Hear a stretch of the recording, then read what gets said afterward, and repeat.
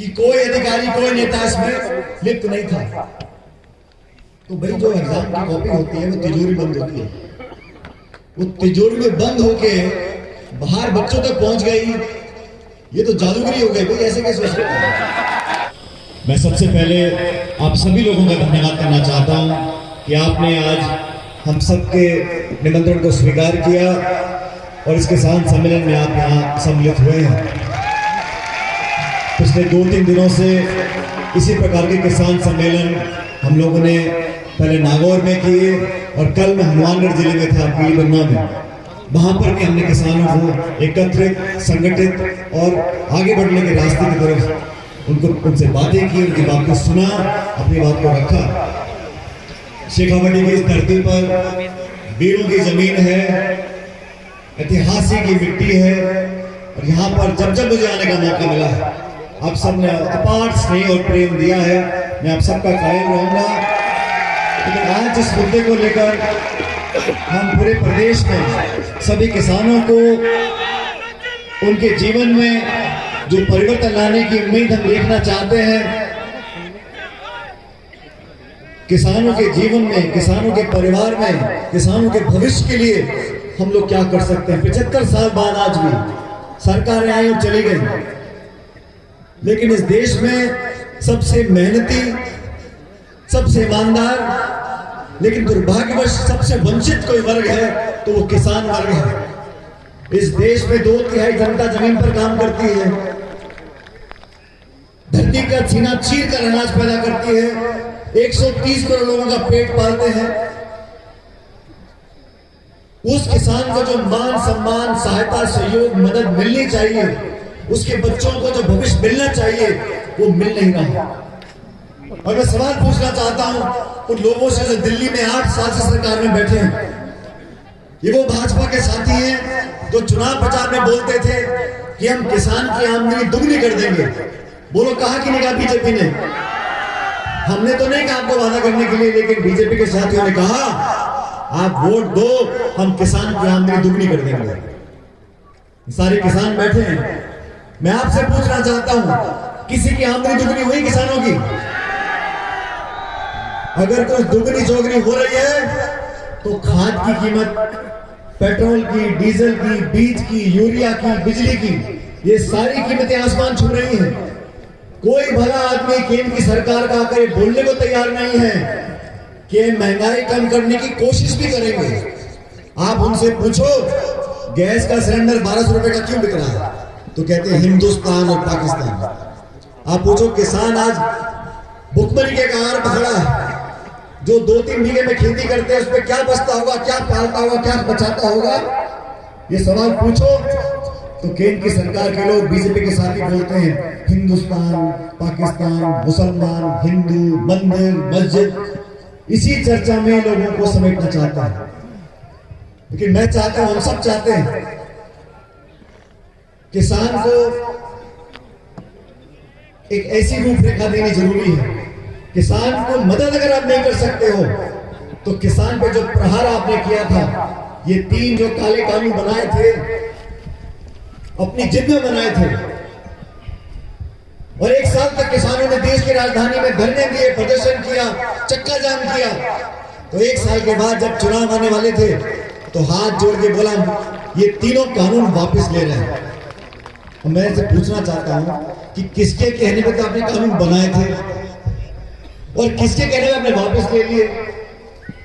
सैकड़ों किसानों की जान चली गई। इस देश में किसान को जो हक और अधिकार मिलना चाहिए, किसान के नाम पर राजनीति सब करते हैं, किसान के नारे सब देते हैं, लेकिन सही मायने में किसान, उसके परिवार को भला और भविष्य अगर बेहतर करना कोई चाहता है, उन लोगों की पहचान आपको करनी पड़ेगी। मैं किसान परिवार में पैदा हुआ और मैं इसलिए बोलता हूं कि मेरा जन्म गांव में नहीं हुआ। मेरे पिताजी एयरफोर्स में थे, तो जहां जहां एयरफोर्स का स्टेशन था वहां हमारी पोस्टिंग होती थी। लेकिन जो किसान के दर्द को नहीं समझ सकता, जो किसान की मुश्किल को नहीं समझ सकता, वो सिर्फ भाषण दे सकता है।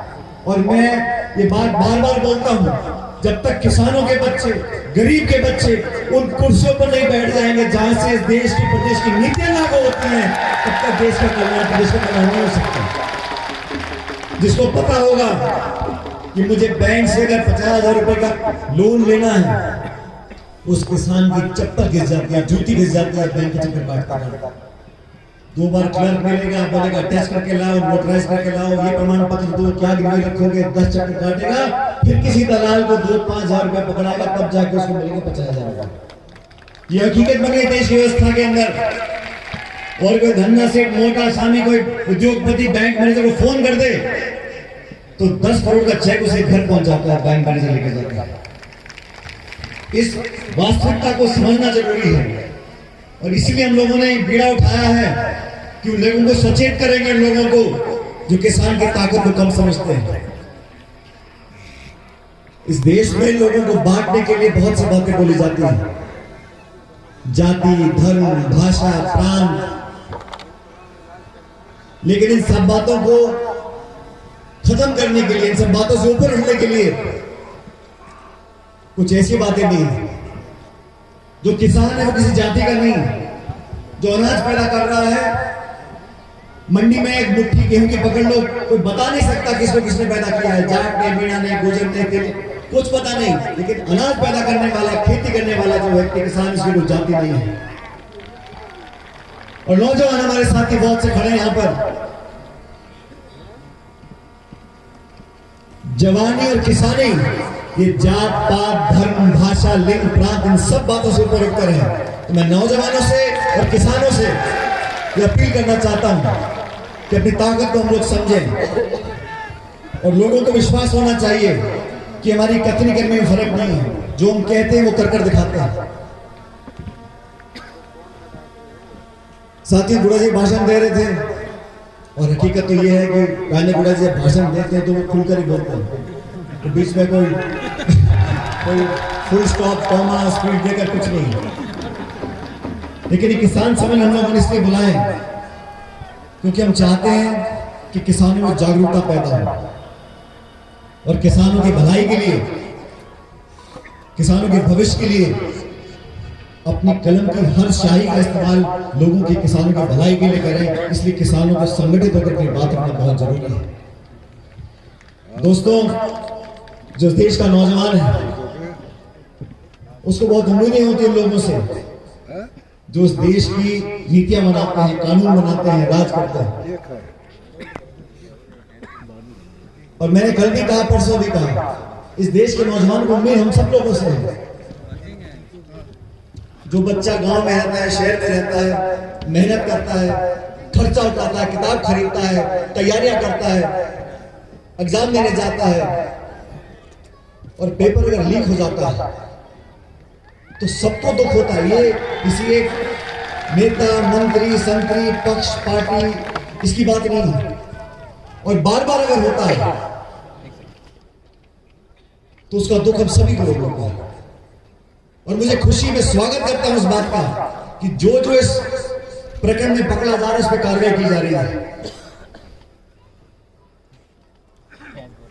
लेकिन इतना बड़ा हादसा अगर होता है, लगातार होता है, तो जिम्मेदारी तो तय करनी पड़ेगी। अब ये कहा जा रहा है कि कोई अधिकारी, कोई नेता इसमें लिप्त नहीं था, तो भाई जो एग्जाम की कॉपी होती है वो तिजोरी बंद होती है, वो तिजोरी में बंद होके बाहर बच्चों तक पहुंच गई, ये तो जादूगरी हो गई। भाई ऐसे कैसे हो सकता है? ऐसा संभव नहीं है। कोई ना कोई तो जिम्मेदार होगा और जांच चल रही। मुझे खुशी में स्वागत करता हूं इस जांच का। तो मैं विश्वास दिलाता हूं हमारी पार्टी ने, चाहे राहुल गांधी जी हो, सोनिया गांधी जी हो, हमने नौजवानों के लिए हमेशा मदद काम करने का काम किया है। साथियों, मैं 26 साल का था 2004 में।